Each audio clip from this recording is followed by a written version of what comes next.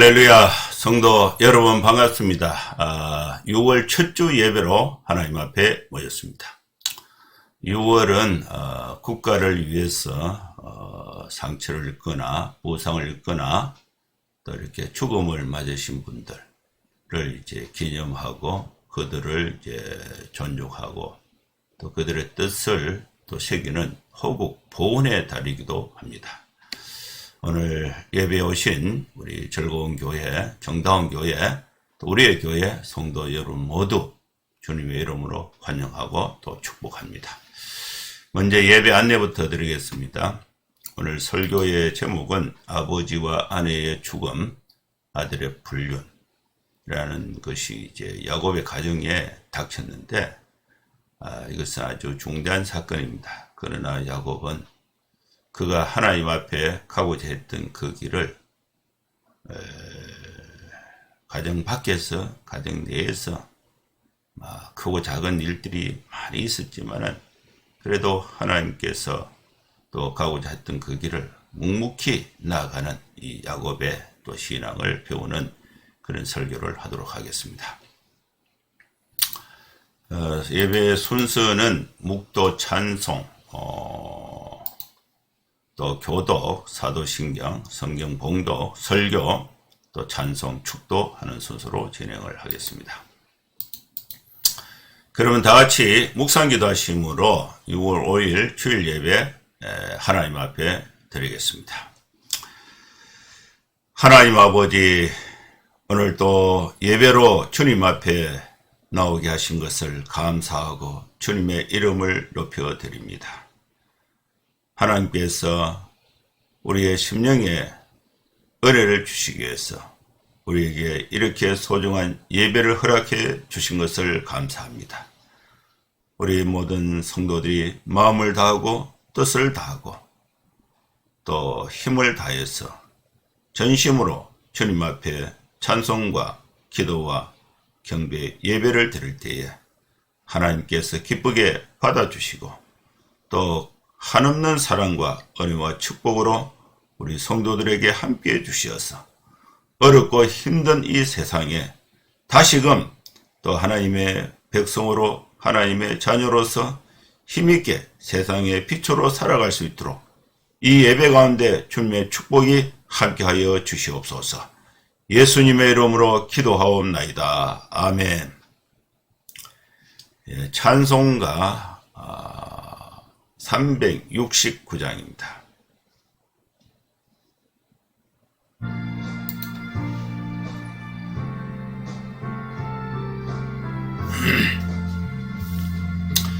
죄짐 맡은 우리 구주 어찌 좋은 친구인지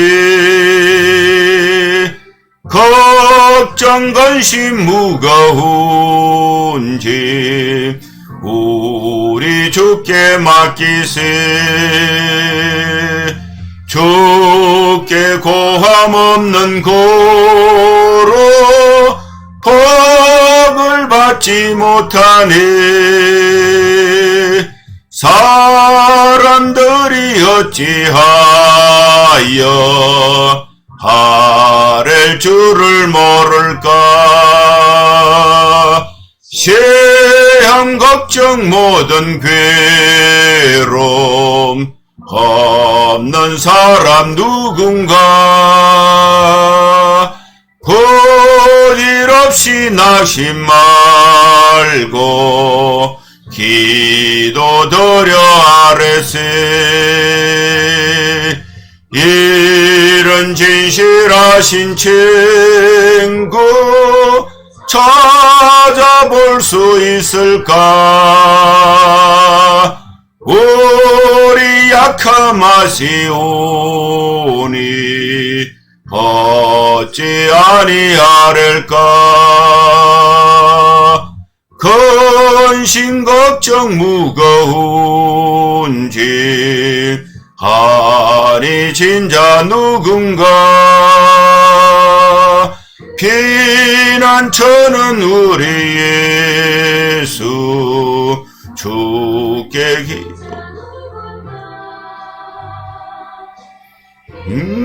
피난처는 우리 예수 주께 기도드리세. 세상 친구 멸시하고 너를 조롱하여도 예수 품에 안기어서 참된 위로 받겠네.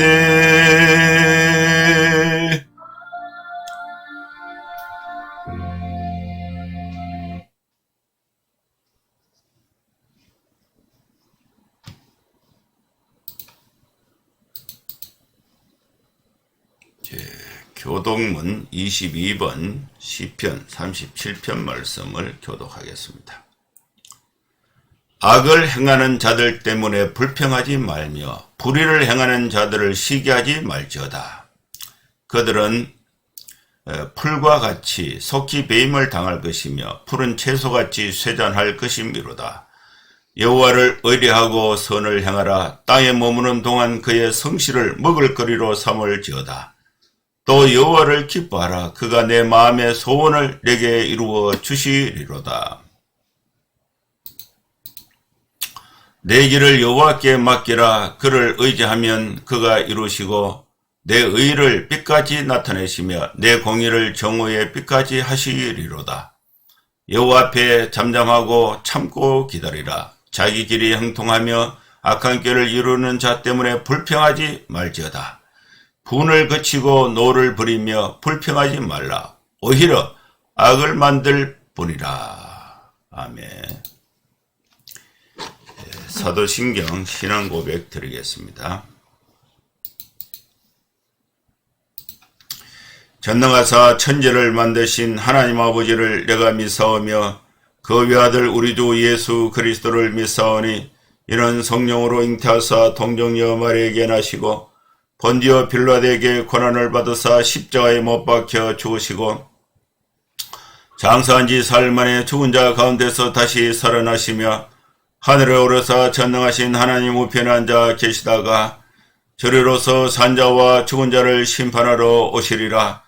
성령을 믿사오며 거룩한 공예와 성도가 서로 교통하는 것과 죄를 사하여 주시는 것과 몸이 다시 사는 것과 영원히 사는 것을 믿사옵나이다. 아멘.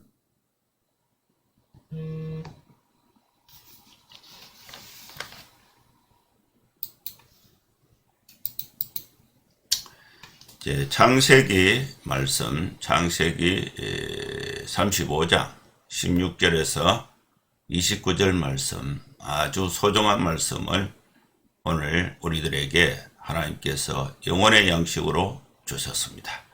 이 말씀을 봉독하겠습니다. 그들이 베델에서 길을 떠나 에브라스에 이르기까지 얼마간 거리를 둔 곳에서 라헬이 해산하게 되어 심히 고생하여 그가 난산할 즈음에 산파가 그에게 이르되 두려워하지 말라. 지금 내가 또 등남하느니라 하며 그가 죽게 되어 그의 혼이 떠나려 할 때에 아들의 이름을 베논이라 불렀으나 그의 아버지는 그를 베냐민이라 불렀더라. 라헬이 죽음에 에브랏 곧 베들레헴 길에 장사되었고 야곱이 라헬의 묘에 비를 세웠더니 지금까지 라헬의 묘비라 일컫더라.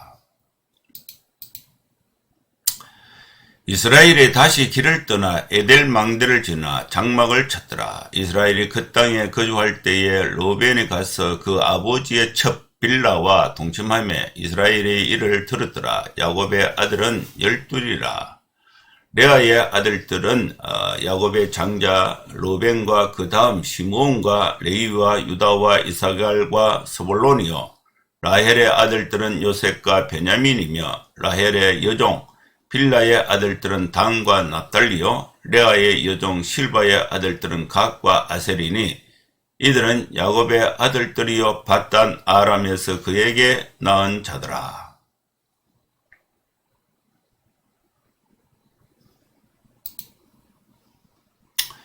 야곱이 기럇 아르바의 마므레로 가서 그의 아버지 이삭에게 이르렀으니 기럇 아르바는 곧 아브라함과 이삭이 거류하던 헤브론이더라. 이삭이 나이가 180세라. 이삭이 나이가 많고 늙어 기운이 다하며 죽어 자기 열조에게로 돌아가니 그의 아들 에서와 야곱이 그를 장사하였더라. 아멘.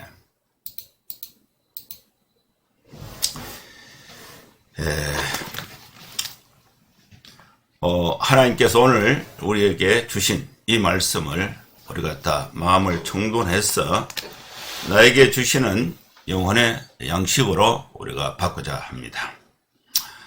야곱이 이제 고향 아버지가 계신 이삭에게로 도착하는 그 마지막 단계에 이제 마지막 단계를 이제 소개하고 있습니다. 오늘 성경에는 이 내용을 보면은 큰 단락을 3개 단락으로 나눌 수가 있습니다. 첫 번째는 이제 라헬이 이제 베냐민을 낳고 라헬이 죽고 또 빌라가 라헬의 몸종인데 라헬의 몸종이었던 빌라가 야곱의 첩이 되어서 또 아들을 낳았는데 이 빌라와 또 첫째 아들 레아의 첫째 아들 야곱의 첫째 아들 루벤이 이제 간통을 하는 사건이 발생하게 됩니다. 두 번째는 이제 이제 야곱의 아들 12명의 이름 명단을 이렇게 체계적으로 소개하는 장면이 나오게 되고, 그 다음에 세 번째 장면은 이삭이 이제 죽는 과정을 소개하고 있습니다. 이 세 사건을 통해서 이 야곱의 집에 아버지가 이제 죽고 또 아들들이 자기 엄마지만은 낳은 엄마는 아니지만은 아버지의 아내와 또 아들이 이 근친상간 이게 간통하는 사건이 발생이 되고, 또 야곱의 가장 사랑했던 아내 라헬이 이제 죽게 되는 것입니다. 이런 사건이 발생이 되는데 이 야곱은 아무런 조치도 취하지 않고 듣기만 듣고 또 이동을 해서 아버지가 계신 이 헤브론 기랏 아르바로 이동하는 그런 과정을 오늘 소개하고 있습니다. 다시 야곱은 베델을 떠나서 에브라스로 이동하고 그 에브라스에서 헤브론으로 이동하게 되는데, 이 야곱의 일행은 쭉 이렇게 걸어갈 수가 없어요. 또 가축들도 있기 때문에 이 가축들을 이동시키면서 물을 먹이고 풀을 먹이고 또 거기서 또 이 가축의 젖을 짜서 가족들이 이렇게 천막을 쳐서 먹고 또 생활하면서 그렇게 이동했는데 이동 속도가 아주 천천히 진행될 수밖에 없는 상황이 되는 것입니다. 그러나 이 방향은 이제 헤브론으로 가는 것이 방향인데 베델을 떠나서 이제 에브라스로 이동하게 됩니다. 이 에브라스로 이동할 때에 그때에 이제 야곱의 전체 가족이 동시에 한 그룹으로 이동하는 것이 아니라 소떼와 양떼와 또 이 가족들이 여러 가족들이 있고 또 종들이 있기 때문에 순차적으로 거리를 두고 이동을 해요. 선발대가 가서 자리를 잡고 이렇게 이동을 하고 그 다음에 또 이동하고 이런 형태로 이동을 하게 되는데 이 어느 정도 거리를 두고 이동을 했습니다. 그 말씀이 16절에 있어요. 16절. 얼마간의 거리를 둔 곳에 라헬이 이제 해산을 하게 돼요. 라헬이 이제 둘째 아들을 낳게 되는데 라헬의 첫째 아들은 요셉입니다. 이동하는 거리가 한 800km니까 바단 아람에서 베일세바 아버지 이삭이 있는 곳으로 800km니까 이 소떼와 양떼를 몰고 여러 가족들을 이제 이렇게 데리고 이동한다고 했을 때에 그 이동 시간을 뭐 한 6개월 뭐 이렇게 잡았을 때에 이미 바단 아람에서 출발하기 전에 이 라헬은 임신을 한 상태에 있었다. 이렇게 추정할 수가 있어요. 그 이동하면서 이제 배가 불러서 이제 고향 야곱의 고향 헤브론 가까이 베델을 지났을 때에 그때에 이제 해산을 아기를 낳게 되는 것입니다. 라헬이 해산을 하게 되는데 라헬은 첫째 아들이 요셉이었습니다. 요셉을 낳고 둘째가 이제 베냐민을 낳게 되는데 베냐민 둘째 아들을 낳을 때에 심히 고생했다. 심히 고생해서 그가 난산할 즈음에 산파가 아기를 받는 산파가 라헬에게 말하는 것입니다. 걱정하지 마라. 두려워하지 말라. 라헬이 또 아들을 낳게 된다.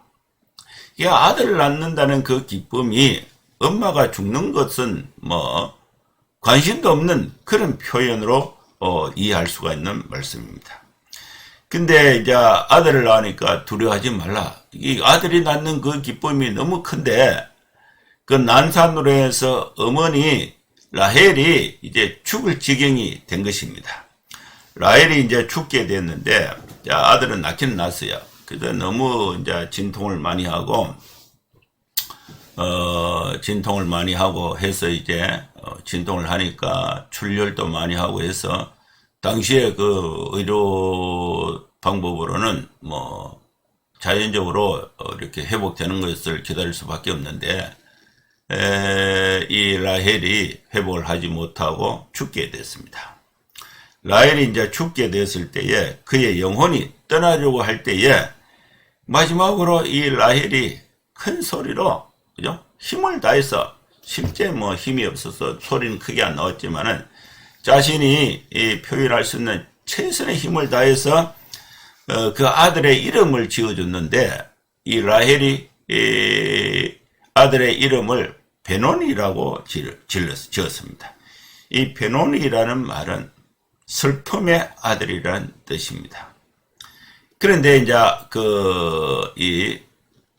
이 라헬이 낳은 아들의 아버지가 야곱이죠. 그의 아버지 야곱은 라헬이 낳은 이 베노니 둘째 아들을 그렇게 슬픔의 아들이라고 부르지 않고 베냐민이라고 부른 것입니다. 아버지가. 그 베냐민이라는 뜻은, 이름의 뜻은 오른손의 아들이라는 뜻입니다. 한 가정에 기다리던 아들을 낳는다는 것은 가정의 경사고 하나님의 축복이고 또 가문을 이어가는 놀라운 또 가정의 사건입니다. 그런데 그 아들이 그냥 나오는 것이 아니고 어머니의 해산의 수고를 통해서 아들을 낳게 되는 것입니다. 그런데 결국 이제 아들을 이제 베냐민을 낳을 때에 어머니 라헬은 죽었습니다.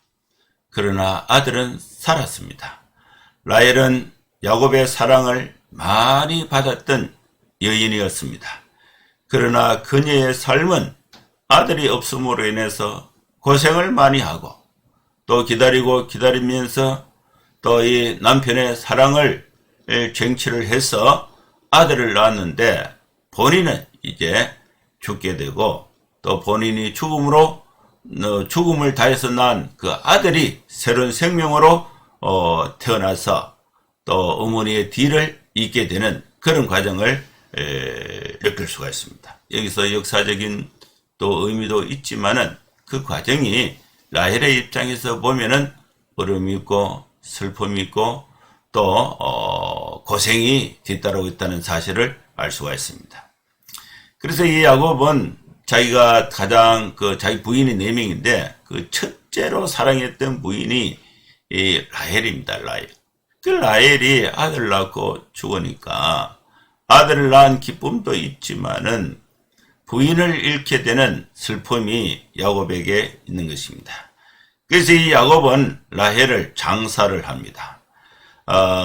장사할 때에 에브랏이 이제 베들레헴으로 가는 길인데, 베들레헴으로 가는 길, 베들레헴 길에 장사를 하고, 그 라헬의 무덤을 이제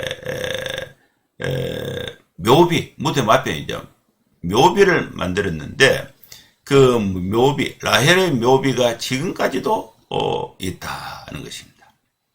그 라헬의 묘비가 이스라엘에 가면 있어요. 그걸 제가 사진을 몇 장 찍어 놨는데, 요걸 한번 보여드리겠습니다.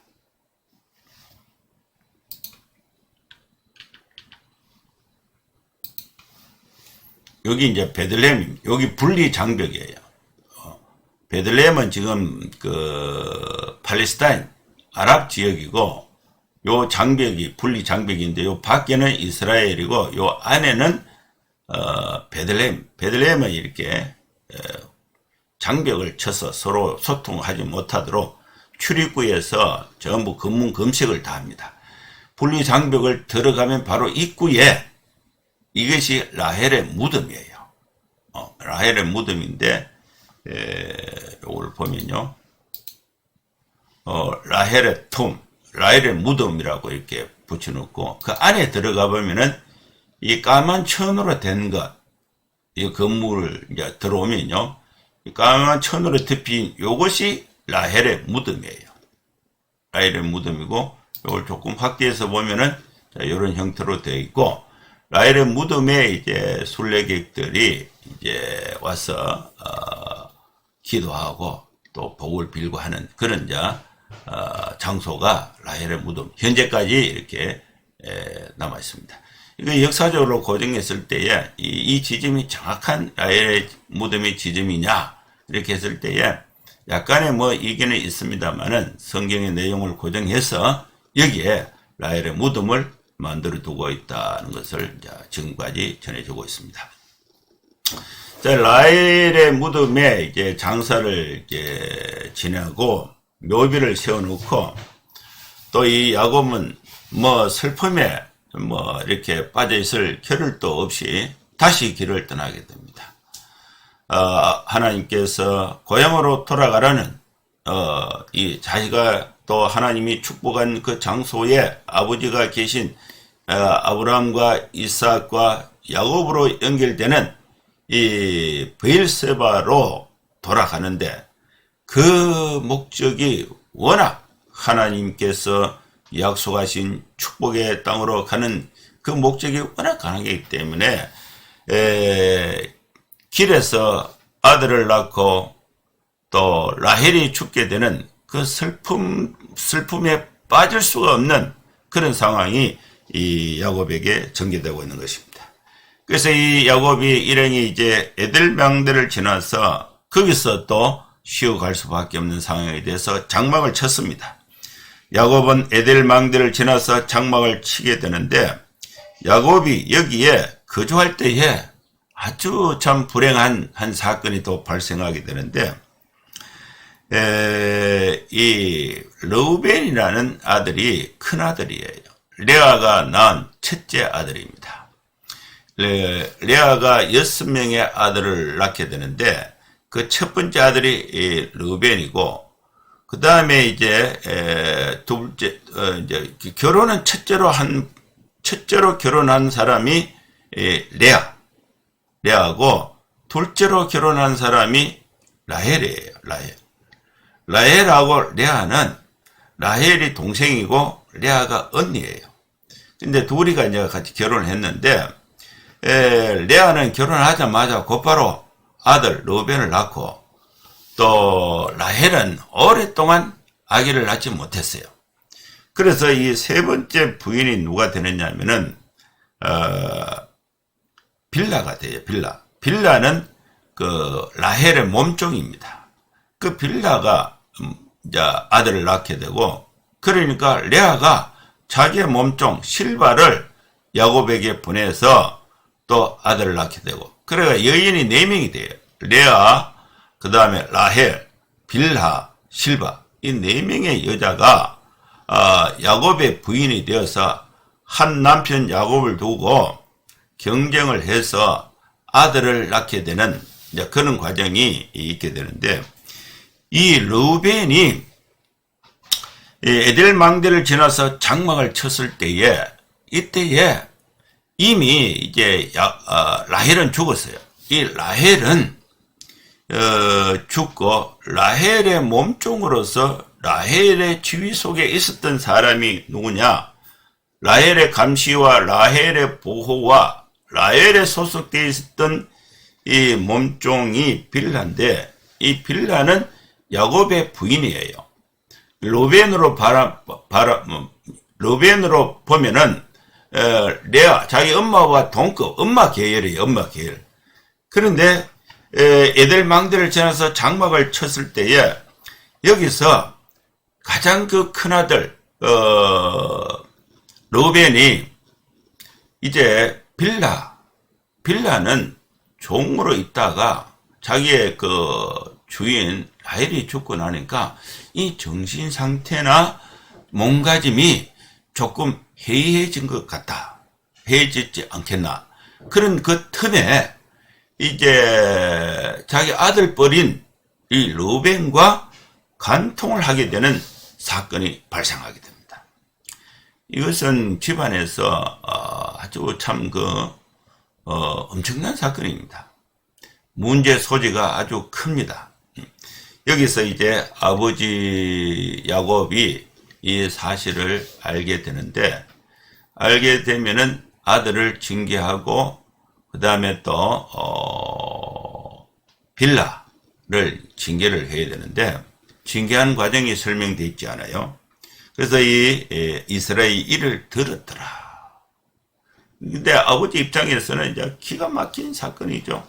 라헬이 죽은 것도 참 슬픔이 있고, 또 가정에 아들하고 자기 그 부인하고 엄마하고 아들하고 뭐 이복 아들이지만은, 거기서 이제 근신상간 불륜이 이제 생기게 되는 것입니다. 그런데 아주 불행한 사건입니다. 이것을 기분대로, 당시의 법대로, 당시의 그 민간 법대로, 또 가문의 어떤 그 규율대로 처리한다고 했을 때에, 아버지가 아내와 또 아버지가 아들을 또 이 참 사형을 시켜야 되는 그런 중대한 사건인데, 이 야곱은 가정에서 일어난 이 사건과 또 본인이 이제 하나님께서 약속하신 그 축복의 땅으로 돌아가고자 하는 하나님의 명령에 순종해서 가고자 하는 그 목적과 비교했을 때에, 하나님이 명하신 그 축복의 땅으로 가는 그것을 더 크게 생각해서 그 과정에서 생겼던 가정에 있던 아들과 어머니의 엄마와 관계 속에서 있었던 이 간통 사건을 그냥 덮어버리고 야곱이 이동을 하게 되는 것입니다. 이 과정이 이제 설명이 되어 있고요. 그 다음에 이제 두 번째 큰 단락으로는 이제 이 창세기 저자는 야곱의 12명의 아들의 명단을 엄마 순서대로 적어놨습니다. 기록이 되어 있습니다. 그 내용이 23절에서 26절 말씀에 있습니다. 레아가 있어요.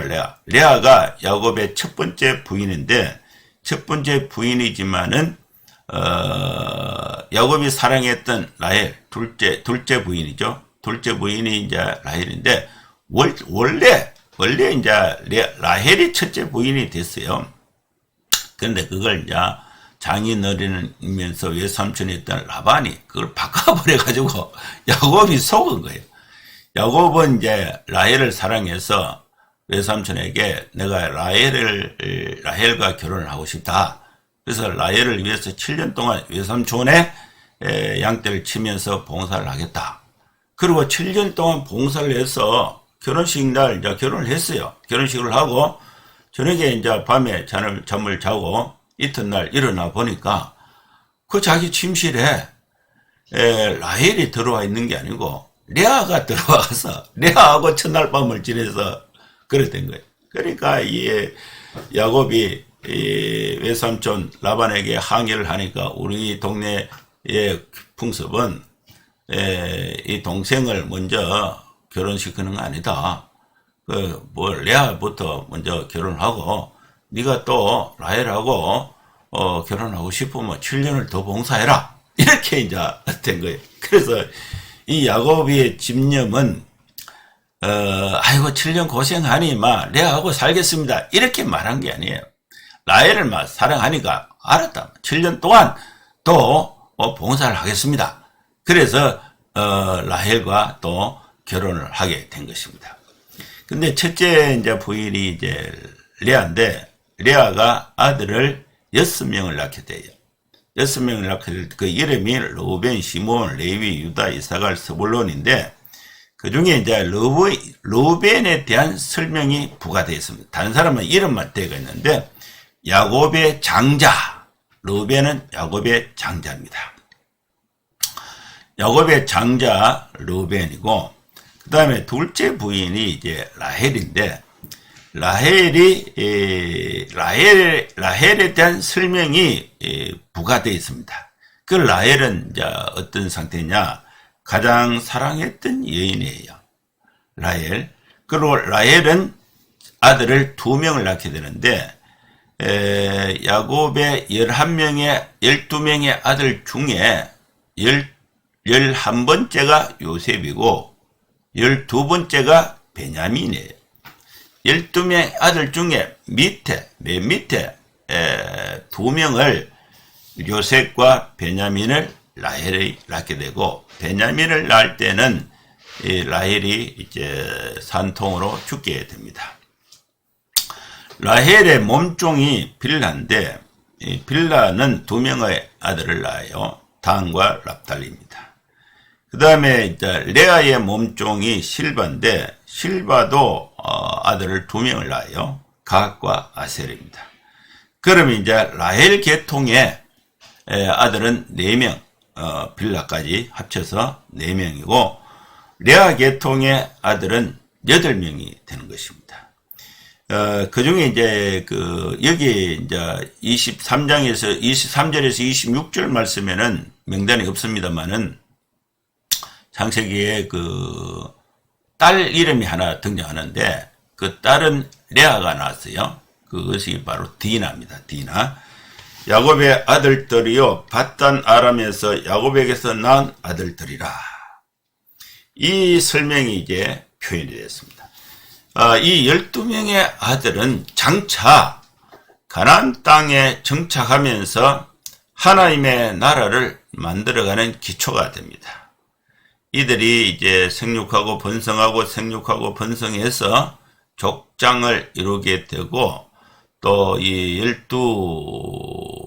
12족장을 12지파를 형성하게 되고 12지파가 연합해서 이스라엘이라는 국가를 형성하게 되는데 야곱의 이 12아들의 명단이 이렇게 중요한 기초가 되는 것입니다.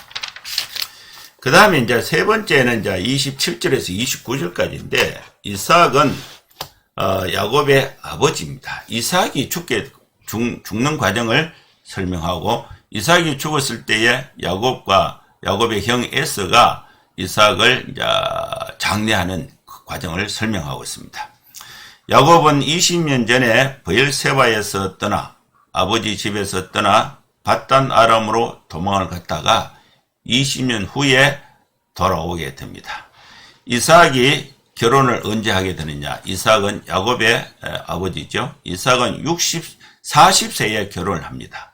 그리고 20년이 지나서 60세에 상둥이 아들을 낳게 되는데 에서와 야곱입니다. 그리고 180세에 이삭은 죽습니다. 이삭이 137세가 될 때에 아들 야곱은 77세입니다. 77세가 됐을 때에 야곱이 77세가 됐을 때에 팥죽 사건으로 인해서 야곱이 아버지 집을 떠나서 바단 아람으로 도망을 가게 되는데 20년이 지나서 야곱이 이삭의 집으로 다시 아버지 집으로 다시 돌아올 때 그때 나이가 야곱이 97세이고 아버지 이삭은 157세가 됩니다. 이삭이 180세에 죽게 되는데 그때에 야곱의 나이가 120세가 됩니다. 야곱 120세가 될 때에 이삭이 180세로 죽어요. 아버지가 죽어요. 고향에 이제 야곱이 120세에 고향에 와서 야곱은 아버지 이삭과 고향에 올 때 나이가 97세니까 120세에 이삭이 죽으니까 고향을 떠나서 아버지 이삭과 떠나서 바단 아람에서 20년을 이제 지나고 그 20년 지나는 동안에 어머니 리브가는 죽어요. 돌아오니까 어머니는 안 계신 거죠. 아버지가 있는데 아버지를 만났을 때에 나이가 아버지 나이가 157세, 야곱의 나이가 97세입니다. 그러면 고향에 와서 아버지하고 같이 생활한 기간이 23년을 같이 지내게 되고 또 이삭이 180세에 죽을 때에 야곱이 120세고 야곱의 아들 요셉이 29살입니다. 29살이 되는데 요셉이 17살 때에 애굽으로 팔려가게 됩니다. 이삭이 손자 요셉이 애굽에 팔려갔다는 사실을 모르고 손자를 잃어버렸다. 손자가 죽은 줄로 알고 있었는데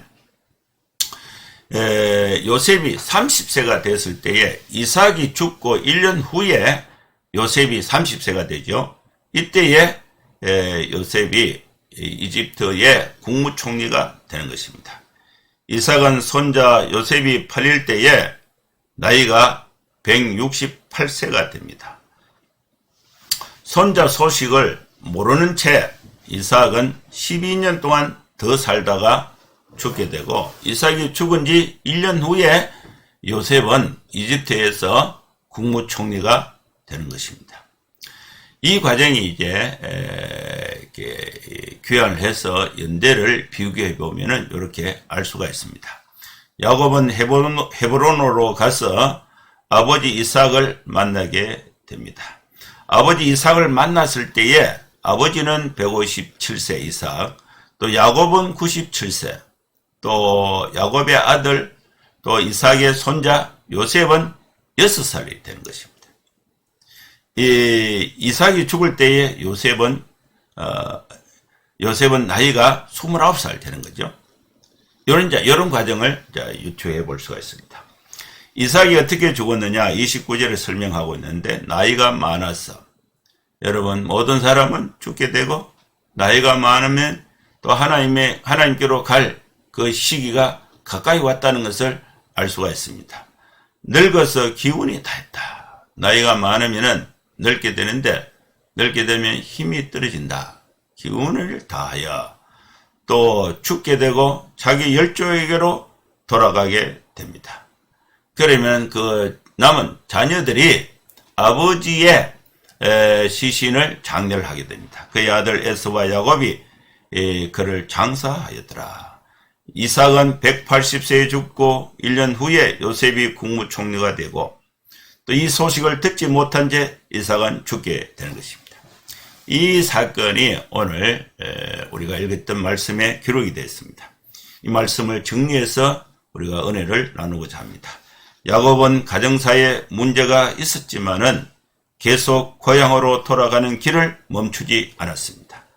여러분, 우리는 인생사에 예상하지 못하고 기대하지 않았던 슬픔과 또 고통과 여러 문제들이 직면할 수가 있습니다.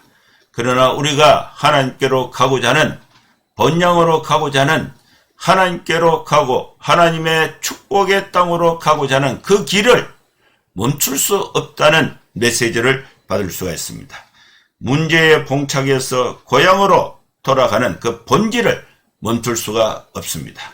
여러분, 우리가 하나님께로 가는 그 본향이 가장 소중하다는 것을 알 수가 있습니다. 두 번째는 죽고 살고의 반복에서 하나님의 나라가 어떻게 이어지는가를 알 수가 있습니다. 라헬이 죽었습니다. 베냐민이 태어났습니다. 이삭이 죽었습니다. 야곱과 그 아들들이 이삭의 역사를 이어가고 있는 것입니다. 하나님의 나라는 연속성과 계속성이 중요한 것입니다. 대를 이어서 하나님의 나라가 이어져야 한다는 것입니다. 세 번째는 3대의 사역을 소개하고 있습니다. 이삭과 야곱과 요셉입니다. 이삭이 죽음으로 인해서 분열되었던 야곱과 에서가 아버지의 죽음 앞에 형제간에 단합을 하고 또 흩어져서 생육하고 번성하고 아버지로 인해서 단합하고 또 흩어져서 또 가정마다 생육하고 번성하면서 하나님의 나라의 통일성을 유지하고 하나님의 나라의 연속성을 유지하고 하나님의 나라의 확장성을 이어가는 메시지를 받을 수가 있는 것입니다. 여러분, 우리 교회와 우리 가정은 하나님으로 인해서 하나가 되는 단결이 있어야 되고 또 각자의 삶의 영역에서 생육하고 번성하고 또 하나님의 나라를 확장하면서 연속하는 사역이 있어야 될 줄로 믿습니다. 기도하겠습니다. 하나님 아버지, 주님의 은혜를 감사합니다. 오늘 우리에게 주신 이 말씀을 우리 영혼의 양식으로 삼아서 우리가 또 이 땅에 어떠한 어려움과 어떠한 고생과 어떠한 수고와 어떠한 난관이 있다 할지라도 하나님의 뜻을 이어가는 그 하나님의 말씀을 쫓아가는 그 삶의 궁극적인 목적을 결코 또 훼손하지 않고 멈추지 않고 전진해 나갈 수 있는 저희들 되게 하여 주시옵소서. 하나님으로 인해서 우리 모든 형제자매들이 단결하고 하나가 되고 또 각자의 삶 속에서 생육하고 번성하면서 하나님의 나라를 이어가고 확장하는 믿음의 삶을 살아갈 수 있는 저희들 되게 하여 주시옵소서. 예수님의 이름으로 기도하옵나이다. 아멘. 찬송 부르겠습니다. 찬송가는 505장입니다.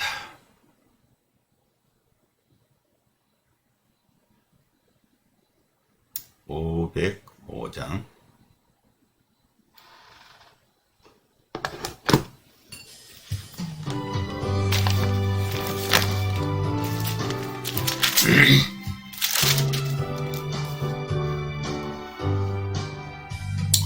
세상 위하여 나 복음 전하리 만 백성 모두 나와서 들으라 죄 중에 빠져서 헤매는 자들아 주님의 함성 듣고서 너 구원 받으라 전하고 기도해 매일 정인 되리라 세상 모든 사람 다 듣고 그 사랑 알도록 온 세상 위하여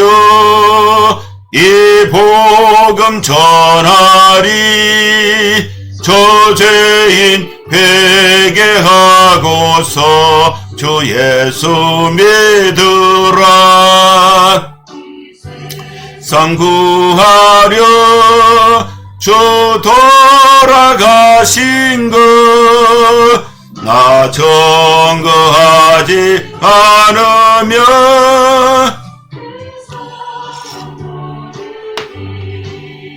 전하고 기도해 인되리라 세상 모든 사람 다 듣고 그 사랑 알도록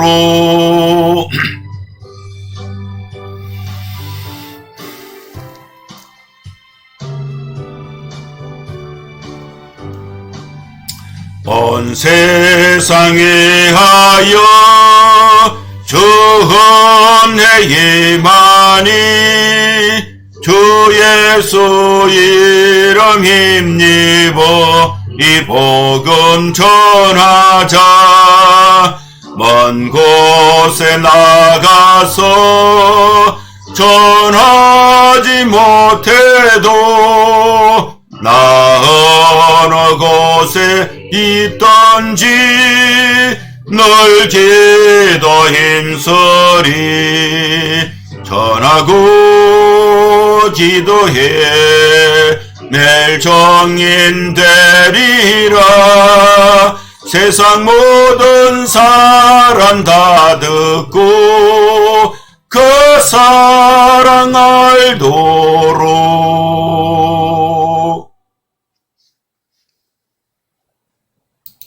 축도하겠습니다. 이제는 우리 구주 예수 그리스도의 크신 은혜와 하나님의 사랑과 성령의 감동함과 역사 충만 축복하심이 오늘 예배에 함께 참여한 성도들 머리머리 위에 이제로부터 영원토록 함께 있을지어다. 아멘. 예, 감사합니다. 예배는 마쳤습니다. 이제 더위가 이렇게 본격적으로 이제 시작이 되는데 여러분 건강하게 또 코로나 가운데 안전하게 건강하게 생활하시고 또 다음 주에 또 뵙도록 하겠습니다. 감사합니다. 샬롬.